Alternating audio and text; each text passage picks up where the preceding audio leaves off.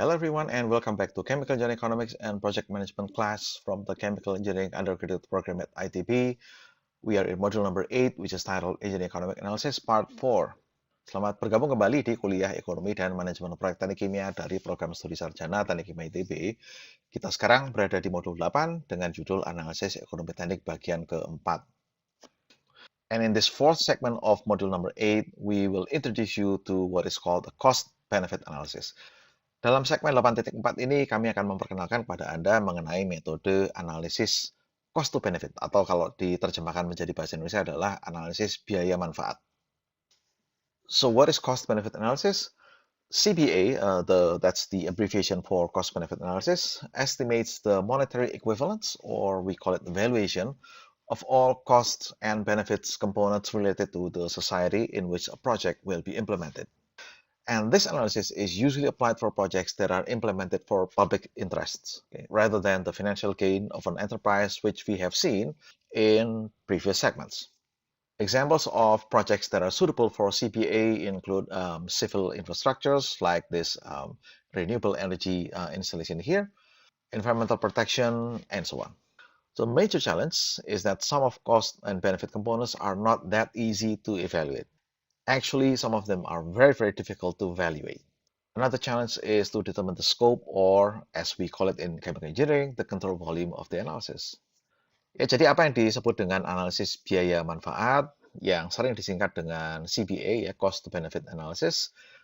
CBA ini memperkirakan nilai kesetaraan moneter atau valuasi dari semua komponen biaya dan manfaat yang terkait dengan masyarakat, di mana suatu proyek akan diimplementasikan.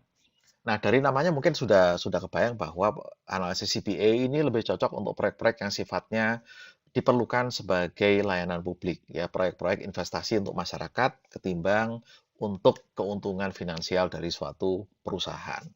Contoh yang proyek-proyek yang cocok untuk dianalisis dengan CBA misalnya adalah infrastruktur sipil, kemudian proyek-proyek pengembangan energi terbarukan seperti yang ada di sebelah kanan sini, kemudian proyek-proyek perlindungan lingkungan dan sebagainya.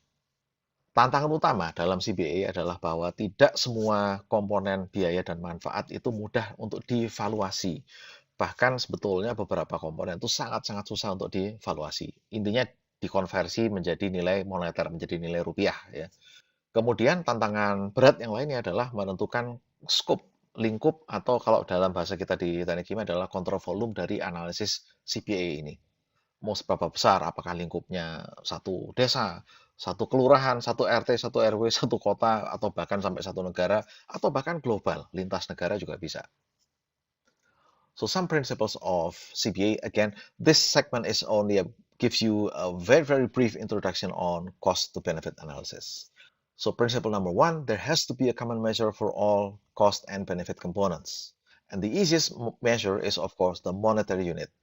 The Indonesian term for it is nilai moneter atau nilai mata uang. So this means that all costs and benefits associated with the project have to be converted into monetary value, into equivalent money value, and you also need to consider the time value of money. Components that are difficult to directly convert to monetary units have to be represented by other reasonable quantities. Now, before I go to the example, let's take a look at the picture on the right-hand side here. I'm sure that some of you, at least, know where this photo was taken. And this is in Bandung. It's actually quite close to our campus. And this is a social project, just a societal infrastructure. You can look at it as more or less of a playground for the local society. So when the Bandung municipal government decided to build this quote-unquote playground, okay, so they have to consider the benefits for the society, at least for the local community. So maybe with the provision of this playground, then the kids there will have better use of their spare time. They can exercise, they get social interaction, healthy types of interaction, and so on, in a public setting, which is easy to monitor. That's just some examples of the benefits of having this public playground. But of course, that project will also entail costs. Of course, there are costs associated with the physical facility itself, cost of study that is required to make a decision about whether or not to build this public facility, and so on.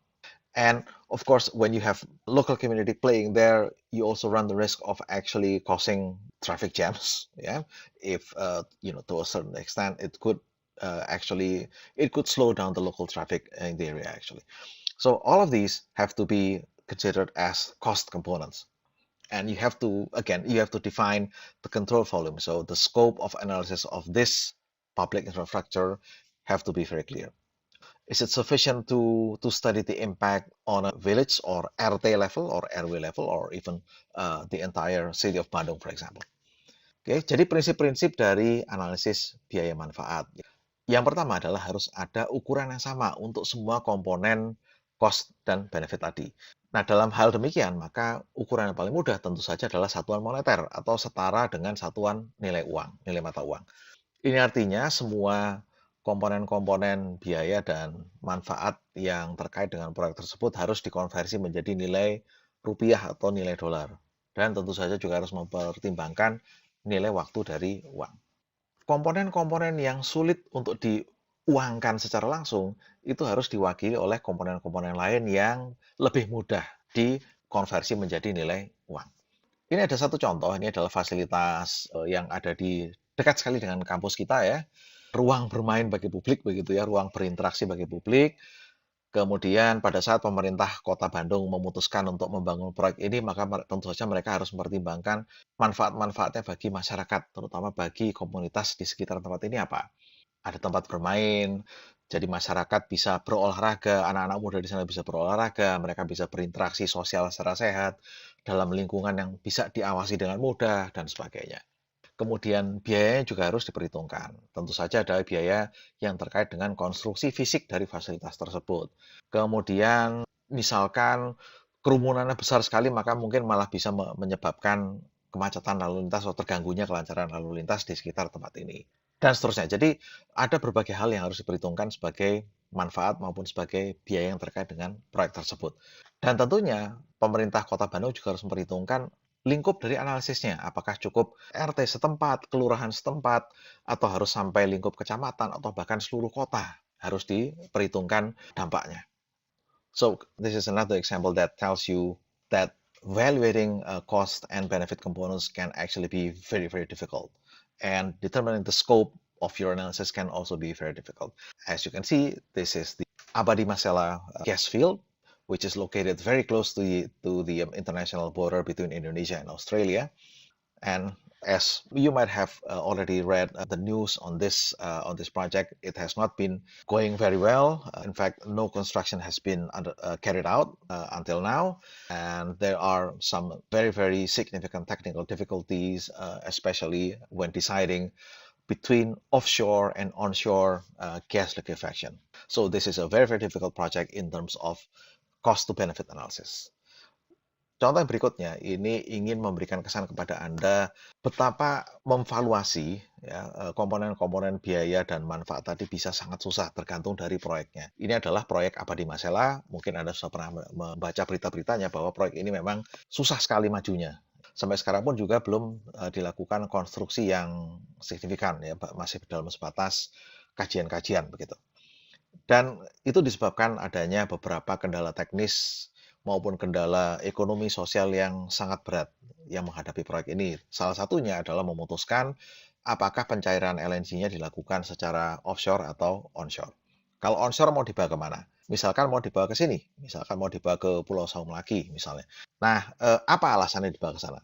Manfaat apa yang bisa diperoleh oleh masyarakat setempat dan juga oleh masyarakat Indonesia Timur dalam lingkup yang lebih luas? Kemudian biaya apa yang harus ditanggung kalau dibawa ke sana gasnya, alih-alih dicairkan secara offshore. Banyak sekali hal-hal yang harus dipertimbangkan dalam memutuskan apakah mau offshore atau onshore liquefaction. Principle number 2 in CBA is that valuation of cost and benefit components has to reflect the consumer or producer's actual behavior. So this implies that the valuation has to be in line with the project stakeholders' behavior or preferences that are identifiable from the choices that they make when they are faced with certain choices. This is just one very, very simple example. So the case is that the development of a mass rapid transport will enable the public to save some time. So currently, the public faces two choices. Number one, they can pay parking fee close to workplace for 10,000 rupiah. Number two, they can look for free parking, but those free parking spots requires about 10 minutes of walking.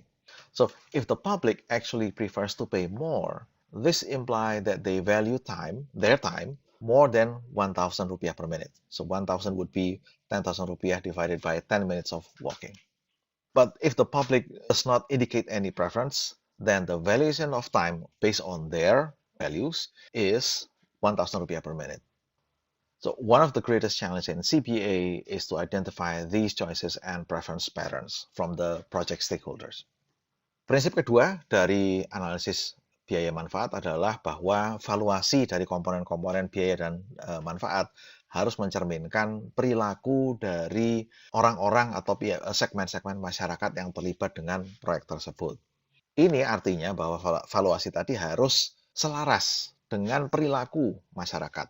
Dan perilaku ini bisa diidentifikasi melalui pilihan-pilihan yang mereka ambil jika dihadapkan pada situasi-situasi tertentu. Sebagai contoh yang sangat sederhana, misal digagaskan bahwa pengembangan dari mass rapid transport ini memungkinkan masyarakat untuk menghemat waktu.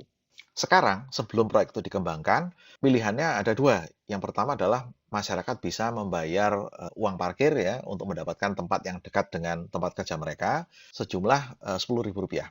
Atau opsi kedua, mereka bisa mencari tempat parkir yang gratis tetapi harus melibatkan berjalan kaki selama 10 menit. Nah, jika ternyata masyarakat ini lebih menyukai membayar 10.000 tadi, maka mereka menghargai waktu mereka melebihi dari Rp1.000 per menit. Namun demikian, kalau masyarakat tidak mengindikasikan preferensi apapun, maka valuasi atau nilai moneter dari uang menurut mereka adalah Rp1.000 per menit. Salah satu tantangan terbesar dalam CBA adalah mengidentifikasi pola-pola demikian, mengidentifikasi pilihan-pilihan yang dihadapi masyarakat dan pola pengambilan pilihan mereka. Ini sama sekali tidak mudah. So again, this is just a very quick introduction on cost to benefit analysis. Thus, this is the end of the current segment, and we will see you in the next one. Ya, jadi dalam segmen ini baru memberikan pengenalan sangat-sangat singkat sekali mengenai analisis biaya manfaat. Dan ini adalah akhir dari segmen kali ini. Kita akan bertemu di segmen berikutnya. Terima kasih atas perhatian Anda.